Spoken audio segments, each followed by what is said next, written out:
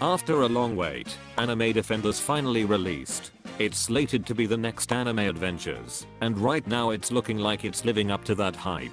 The game consistently has a player count ranging from 100,000 to 200,000 players, and it's the biggest tower defense game right now. So today I'll be trying out the game and seeing for myself if the game can really be an anime adventures replacement or it's just popular because it recently released. If you enjoy this video and want to see more anime adventures, don't forget to like and subscribe. I didn't record for around the first hour of playing, but right now I'm level 2, have some pretty bad units, and I'm on the 4th chapter of Windmill Village. So what I want to do for now is just try beating all of Windmill Village and focus on trying to get a good unit.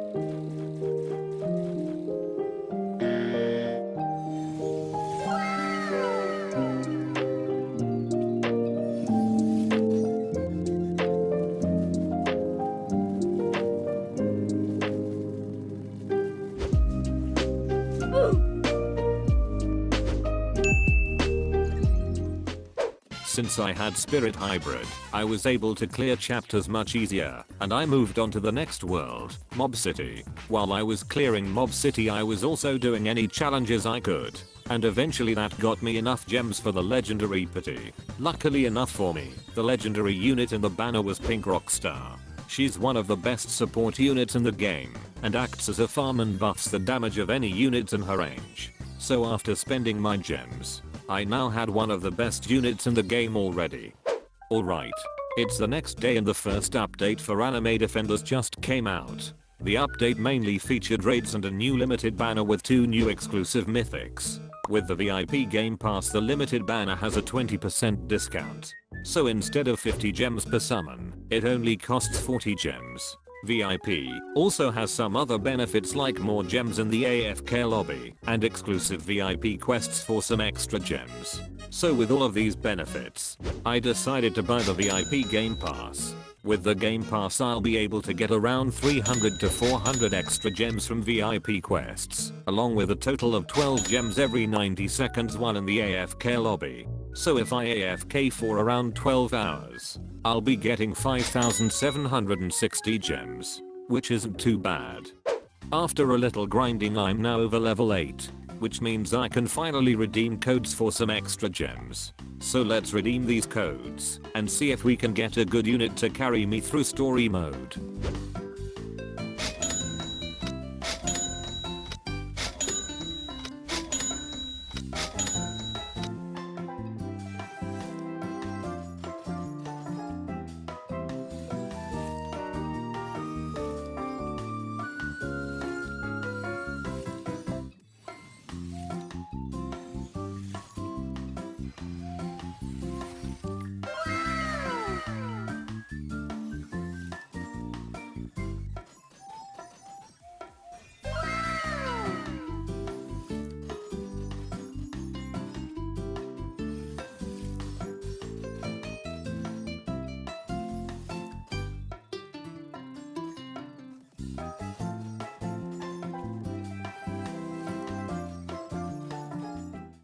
After using up all of my gems, I managed to get the Admiral of Lava and Electric Cyborg. They're both legendaries and much better than any unit I have right now. So now that I have some good units, let's finish Mob City and move on to the next story mode world.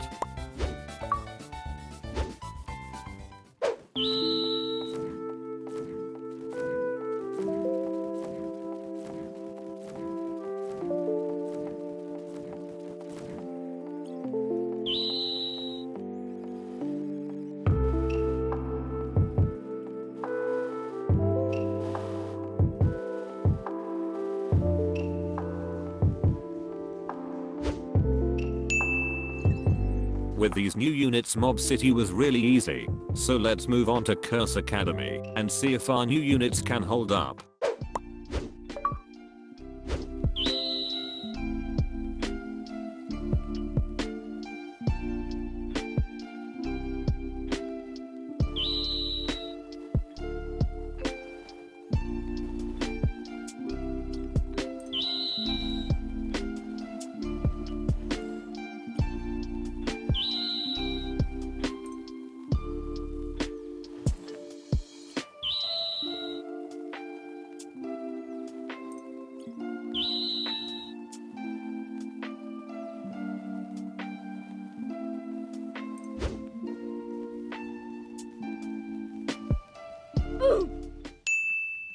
After grinding enough, I managed to reach 25,000 gold, which means I could buy a guild. Right now guilds are pretty useless, but it'll be nice to have for the future, and they're cool for showing off. If you guys want to join the guild, comment your Roblox usernames below, and I'll pick a few random people. Anyway, after creating the guild I continued grinding, and moved on to the blue planet. After finishing the first chapter, I had a good amount of gems, and decided to spin in the banner. It had a really good mythic in the Skull Warrior, and a good slowing legendary in the Admiral of Ice. So if I get any of them, I'll be really happy.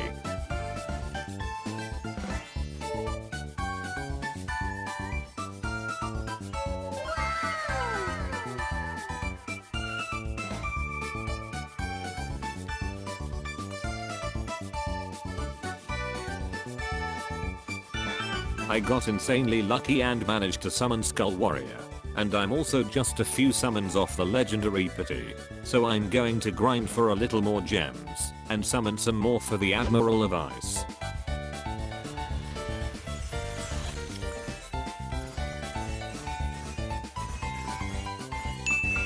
Alright, we now have a mythic unit in the Skull Warrior and a new legendary that slows down enemies in the Admiral of Ice. So let's continue the story mode and finish the blue planet.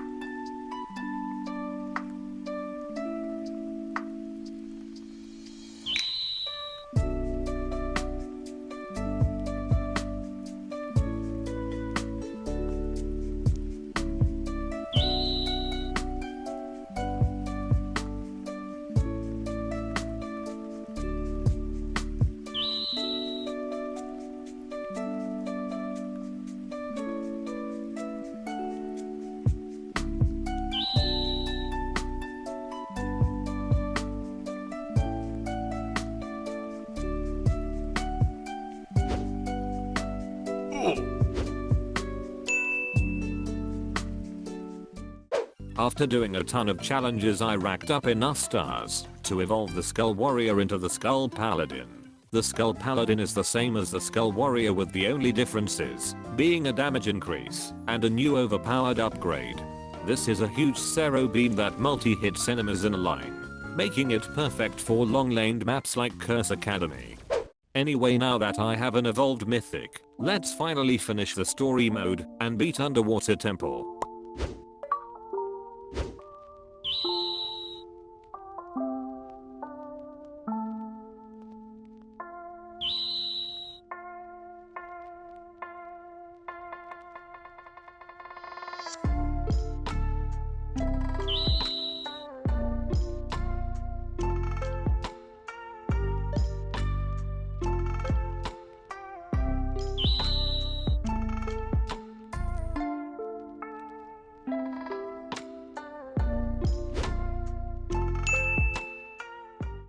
Alright. After all of this grinding, I have a ton of gems. So the last thing I want to do in this video is try to summon 4 carp.